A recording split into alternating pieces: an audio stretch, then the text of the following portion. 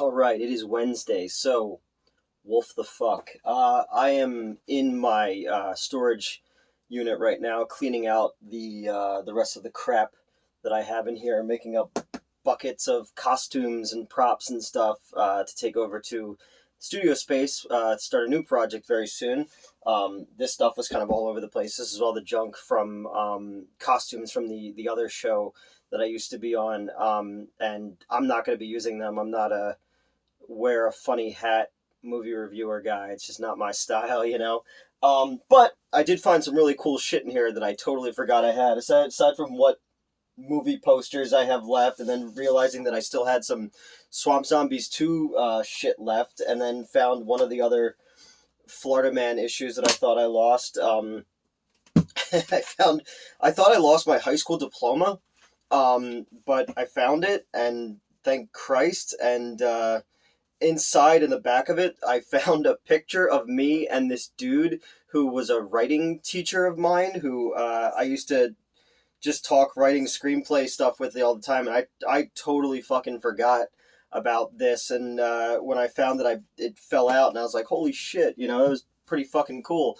But now this one is clean, and my other one is all cleaned out. So I've pretty much put my life in some semblance of order. But while I was in here, I found my Ben Cooper style werewolf, wolf with an L, wolf, not wolf, Ben Cooper style throw pillow to throw back on my sofa. And I was like, fuck, you know what I want to talk about? The 2010 Wolfman.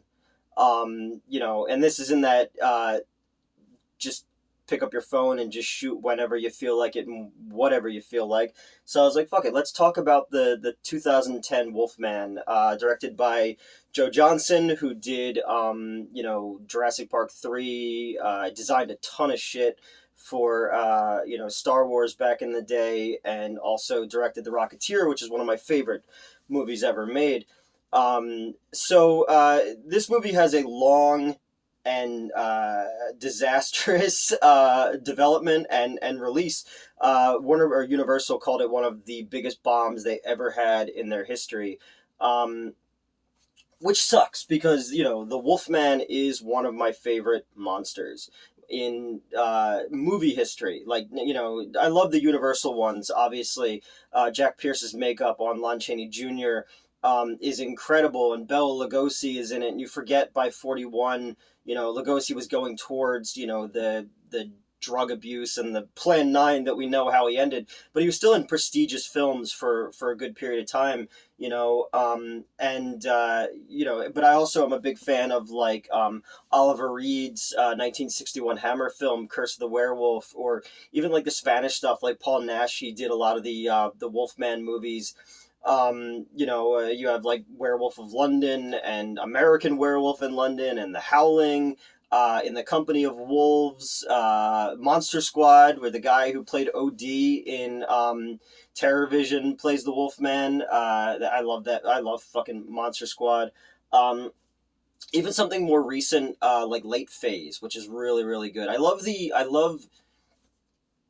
idea of the transformation. I love the idea of all of us being confined by society and societal norms, that there's something inside of us that could be released that isn't chained, that's unchained. It's elemental, it's feral, and it doesn't play by anyone's rules.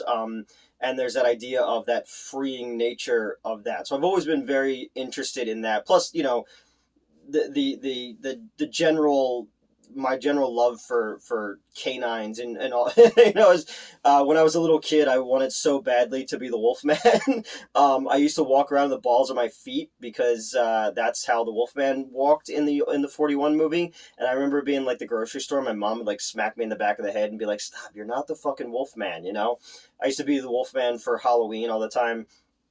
But Jack Pierce's makeup on Chaney was incredible.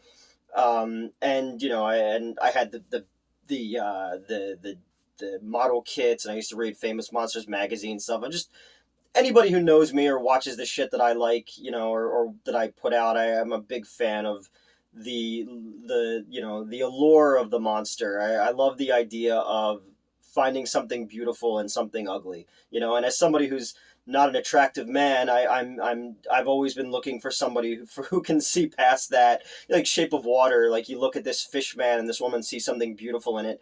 I've always found something beautiful in the monsters. You look at Boris Karloff's eyes as the Frankenstein monster, and they're so soulful and they're so sad, and there's something beautiful about that. Elsa Lanchester as the Bride of Frankenstein, her movements are just so amazing, like a swan, how she moves her neck, you know. Creature from the Black Lagoon, like just beautiful fucking designs of these creatures over the years. And so when I found out that, going all the way back down to the 2010 one, I got way off topic. When I found out back in like '05 that they were going to be doing this version, I got really excited because you have the classic run of the Universal films from the 1930s. Well, I guess even before that, the silent films like Phantom of the Opera and such, with Lon Chaney Sr.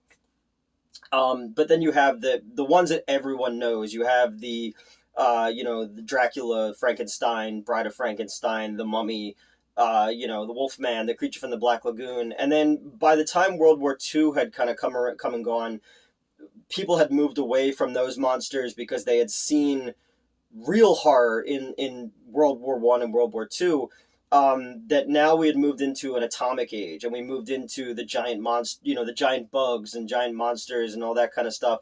So the original monsters had kind of fallen out of favor, and it wasn't until the 1950s when they started appearing on television that the Monster Kid generation was born. You know, you had the Aurora model kits, you had Famous Monster Magazine with Forrest J. Ackerman and all that. And Bob Burns and people like that, who kind of ushered in a new era of love for monsters and the creature features.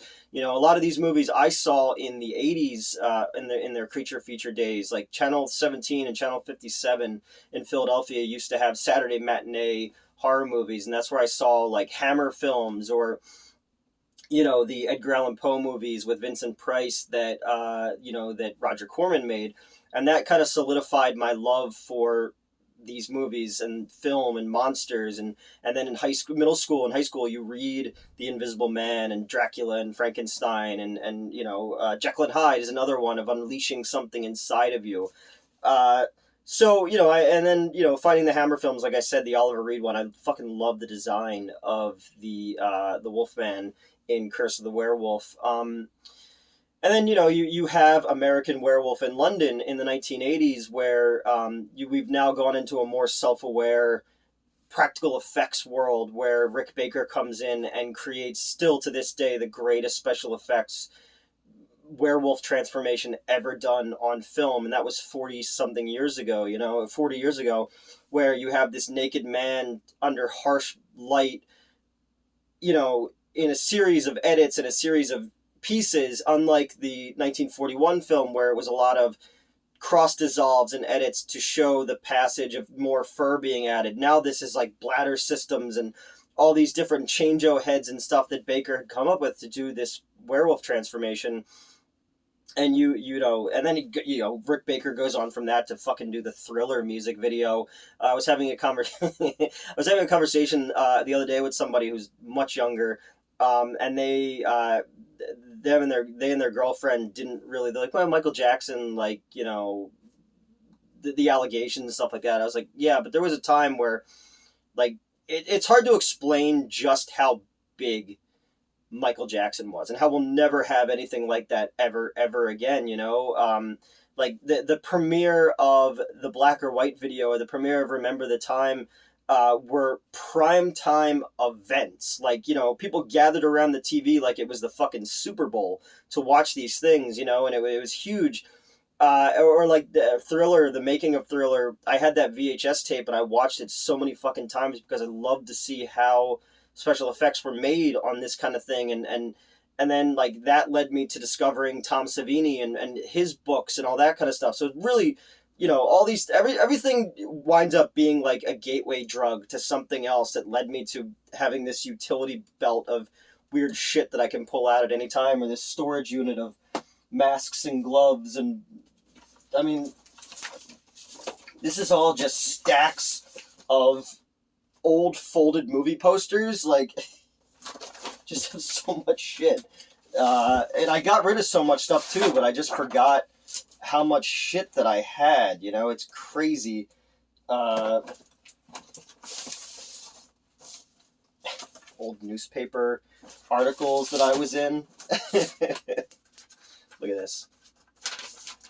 I used to collect all of my all the clippings of anytime a story was done about me in the newspaper, and I have a big stack of shit from over the years. But yeah, so way off topic. So in like 2004, I find out that the director of 1 Hour Photo is going to be doing a new interpretation of the Wolfman, and it was going to be directed by Andrew Kevin Walker, who had done 8mm, Seven, Tim Burton's Sleepy Hollow. Had written a draft of Batman vs. Superman that Wolfgang Peterson was going to direct back in the early 2000s. Probably like 2006-ish, probably like after Superman Returns. Wolfgang Peterson just passed away the other day, the director of Das Boot, In the Line of Fire, fucking amazing films.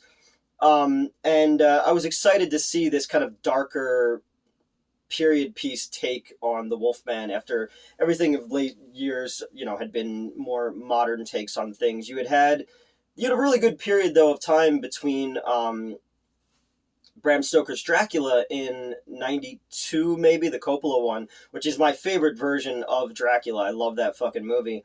Then there's a lot of elements of Mary Shelley's Frankenstein that I like. But for the most part, that whole movie is really just a vanity piece for Kenneth Branagh. Like, he's not wearing a shirt half the time, and he's covered in embryonic fluid. And first hour of that movie, you completely could just cut out, and it's like, we understand how static electricity works. Let's go. Let's get to De Niro, as a stroke victim in the movie. And then you have, like, Wolf with Jack Nicholson was okay. I get it.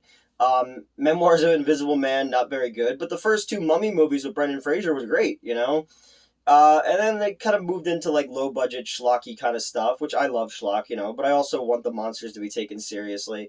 You go like was it Dracula Untold? I remember seeing that one in the theater. And then you have like Victor Frankenstein with Professor X and Harry Potter and fucking and then the Tom Cruise Mummy movie in 2015 or 16 or something like that. But being really excited, I've been like in this thing and it's super hot, so I'm losing track of where I am in here. So I'm trying to like go, wait, okay, no, here we are here. So the director of 1 Hour Photo was making a Wolfman movie. Andrew Kevin Walker was writing it. Benicio del Toro came on to star and produce in the movie because he was a massive fan of the Wolfman, which I think is really fucking cool, and had tons of Wolfman memorabilia. And then the studio got involved. And eventually the director dropped out. At one point, Frank Darabont was going to take over. Frank Darabont, obviously, Shawshank Redemption, the greatest American movie ever made.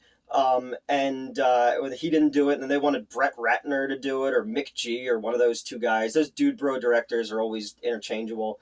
Eventually they landed on Joe Johnston, and he had come in so late into the game, and Rick Baker had already signed on to do the Wolfman effects, that Joe Johnston thought they didn't have enough time, so that's why there's so much CGI in the movie, and that really is why this movie, to me, feels toothless and lacks any weight, because you do have really good actors. You have Benicio del Toro, you have Anthony Hopkins, you have Emily Blunt, you have Hugo Weaving, and they're doing a version of the story which is sort of a blend of Curse of the Werewolf, Werewolf of London, not American Werewolf in London, Werewolf of London, and the 1941 Wolfman, so you're on board with that, and I love the look of this movie. It feels very much like a Hammer film. It's got those foggy streets. It's got the gypsy camp. It's got like a lot of textures to the movie. But when you get to the transformation scenes, it just feels so like it has not aged well at all. And that really bums me out because the makeup design is incredible. When he's in full werewolf get up, like, it's beautiful, and he won an Oscar for this. Rick Baker won an Oscar for this movie, but he was so turned off by how the studio treated the entire thing that he just bailed. And I think that they could have done more with practical transformations, even in a shorter period of time, because this dude's a Hollywood legend, you know? So, you know, and it gets to the first transformation isn't as bad because it is more in shadow, but the one at the sanitarium where he's in the medical theater is really bad. Like there's shots in that look on par with like when The Rock comes out as a Scorpion Man in the Mummy Returns. It sucks because there's good gore in it. There's good set pieces in here. But you get to something like the studio again fucking with it all. You know, they brought Danny Elfman to do the score, and he wanted to do something more akin to the score for Bram Stoker's Dracula. But then the studio decided, well, he's no longer the Wolfman's no longer going to run on 2 feet. He's going to run on 4. So they had to go back and reshoot big elements of this, which made more money into the budget. So now the score didn't work with what they had shot. So they brought in another guy who did an electronic score, and they were just like, no, this is a period piece. So they had to bring Danny Elfman back, and his whole thing was a fucking mess, you know? They cut out Max von Sydow, who plays a guy on the train when Lawrence Talbot, who's Benicio del Toro's character, is an actor in America, and he's coming back to England because his brother was killed by a wild animal. And on the train, he's given the cane with the silver wolf head by Max von Sydow, but they cut it out because they wanted to get to the first transformation sooner. And it's just stuff like that. Like, you know, they were trying to make a popcorn movie, and it doesn't work, you know, and they reshot the ending where you have the Wolfman fighting the werewolf, and Anthony Hopkins plays Lawrence's father. You know, he's kind of a blend of his father in the 41 version and Lugosi's character in the 41 version, because Lugosi played the fortune teller and the werewolf who bites Lawrence and turns him into the Wolfman. In this one, it's his father, and there's a lot of like mysteries and secrets about his father's transformation, you know, that he was the Wolfman the entire time, and he's the one who killed their mother and the brother and all this kind of stuff, and attacks him in the gypsy camp. And Anthony Hopkins is great in it because he's chewing the fucking scenery. He's got some lines in this that I genuinely love. I love when Lawrence first comes back and he's kind of learning about what happened to his brother and you know, all this kind of stuff, and he's like, never look back, Lawrence. The past is a wilderness of terrors. And I love that. Or the first time that he wakes up when he's transformed back into Lawrence Talbot, and he's like, terrible things, Lawrence. You've done terrible things. But he's got this glimmer in his eye because he's an old man at this point who had many adventures, and he was a big game hunter and all these things. But like the only time he feels, you know, virile is when he's transformed into the werewolf, and I like that element of it. But then once you get into like, you know, Lawrence being bitten and it heals quickly, and he starts to have his like senses heightened, and it has like these weird editing, like the first Raimi Spider-Man when Peter Parker's learning his powers. There's Emily Blunt's okay in it. They don't really give her a ton to do. I do love the scene though, where she's in the woods and she's running, and it's backlit through the trees, so all the light's coming through the trees, and it looks very much like the 41 movie, and she's hiding in the foreground up against a tree, and the Wolfman kind of comes into the frame, and she breathes, and he snaps his head in attention to her. Really beautifully shot, you know, and that kind of stuff I really, really dig. Good gore. You know, I love the attack on like the guys who are hunting him when the one dude gets stuck in the water, and he's shooting and he runs out of bullets, so he goes to blow his brains out, and he realizes he's out of bullets, and the Wolfman just fucking swipes and takes his head off. Like stuff like that I thought was cool. I like whenever they fire their guns, the muzzle flare lights up that the Wolfman is in shadow behind them. Stuff like that is really, really well done, you know. But for the most part, you can tell the over-reliance on CGI, the movie is edited within an inch of its life, the mismatching score and tone. You know, they don't give enough for Aberline, which is Hugo Weaving's character, who's a Scotland Yard detective who's brought to this town to investigate these you know, animal attacks basically, and he doesn't believe in superstitious hocus pocus mumbo jumbo, and slowly, you know, sees this thing, you know, this hell beast. There's weird nightmare imagery that feels like a 90s, you know, music video where there's a hairless wolf boy thing creeping over the bed, or when the stone statue of the dead mother's face turns to the camera, like stuff like that just feels like, I don't know, like I know what they were doing, but it just feels like, you're not. But that's why it's one of the biggest box office bombs ever. Is the studio tried to turn it into something that it wasn't, and that's a bummer for me, because I love the period piece setting. I love the look of the werewolf. I love these actors. I wish that they let it be more like the Coppola Dracula, which was excessive and reveled in that, but they let Coppola do that. And now you have the Dark Universe failed, which we saw that coming from a mile away.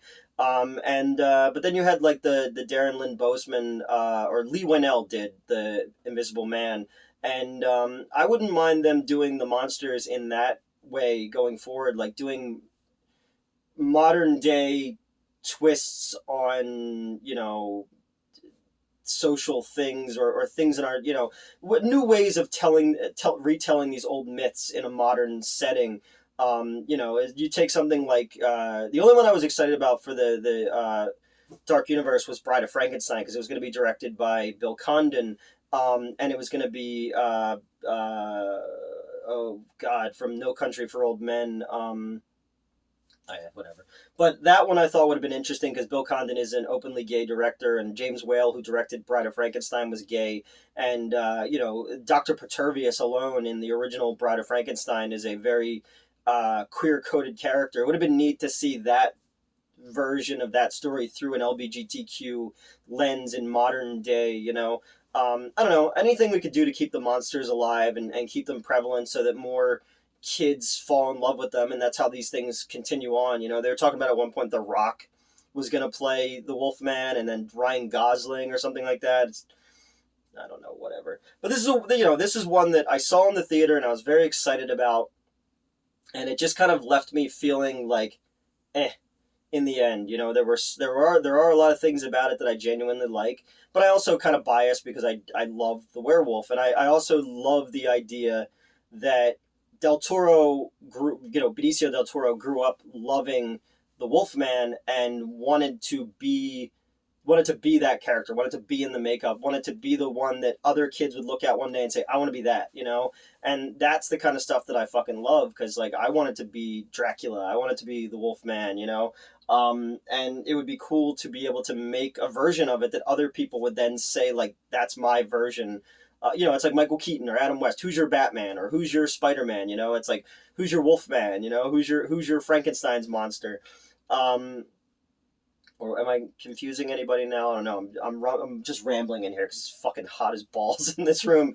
But yeah, so that's it. I just wanted to kind of sit down real quick as I finish up in here, and ramble a little bit about the 2010 Wolfman, one of the biggest box office failures in Universal's history. And when I read all about like all the fucking crazy shit that went on, they didn't even let Rick Baker be on set the days they were doing transformation scenes, because they just said, look, the effects guys are going to handle it. And it, that's fucking lame, dude, because you could see that there are people in there who really wanted to make something special, and then the studio was just like, no, we could just do it in a computer now. And 2009, I was living down the Jersey Shore, and I remember looking. It might have been like Ain't It Cool News or something, leaked the first CGI pass of the transformation scene, and while not as bad as the leaked work print of X-Men Origin Wolverine, I just remember seeing that CGI with the hands, kind of break, and the eye grows and stuff like that, and he does that thing where his like mouth expands and his tongue comes out, and it looked so cheesy that I was like, oh man, come on, like, why are we doing this? Thankfully, like I said, as bad as it wasn't as bad as X-Men Origin Wolverine, but still fucking lame, and it sucks that that's the last big budget version of the Wolfman with an L that came out in Hollywood. But let me know who your favorite werewolf in movie history is. Again, I've seen them all, and I love something different about all of them. Not the Van Helsing one. fucking hate the Van Helsing werewolf. But yeah, that's it. I'm gonna go somewhere now where there's air conditioning and finish up in here and go through. I don't even know what posters these are. I know I've got a Jim Cotta one under here. You don't see that very often. Like, why would you have a Jim Cotta poster? Or the Crippled Masters with an armless, legless kung fu stars and yeah, just so much crap. Now I'm just like, this is it's show and tell time with all this crap. But yeah, that's the WolfMan 2010. Oh, check this out real quick. Hold on. A Rudy Ray Moore autographed record of Petey Wheatshaw, the Devil's Son-in-Law. He was Dolomite, and a friend of the old show sent me this. And this is one of the coolest things that I have, because I am a massive Rudy Ray Moore fan. Like, dude fucking inspires me like you wouldn't believe. Just this guy who everybody told no, and he was like, fuck it, I'll just do it myself. And to have an autographed copy of the soundtrack is really cool. I want to frame this up because I don't have a record player anymore. But yeah, that's just cool. And yeah, that's it. That's all I got. Like, share, subscribe. Wolf. WOLF. Which, it's funny because, you know, wolf is a way of saying it when you're from the Philly area, because people in my family say wooder for water, but whatever. It is what it is. All right, have a good one.